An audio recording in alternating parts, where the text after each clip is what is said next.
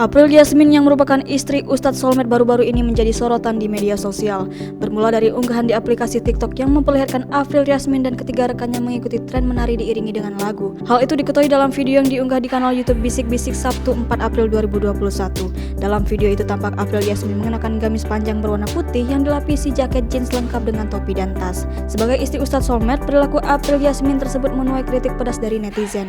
Melihat sang istri dihujat gara-gara joget TikTok, Ustadz Solmed tak tinggal diam. Ustadz Solmed memberikan pembelaan kepada April Yasmin dengan mengunggah hukum menari dalam Islam. Menurut ayah tiga anak ini, hal tersebut boleh dilakukan namun dengan catatan. Di akhir unggahan tersebut, ia justru mengajak para netizen untuk membuat konten TikTok. Bahkan dikatakan Ustadz Solmed, gerakan yang dilakukan April Yasmin laiknya seperti senam dan masih dalam batas wajar. Pria 37 tahun ini pun tak mempermasalahkan dengan gerakan yang ditampilkan istrinya di aplikasi TikTok.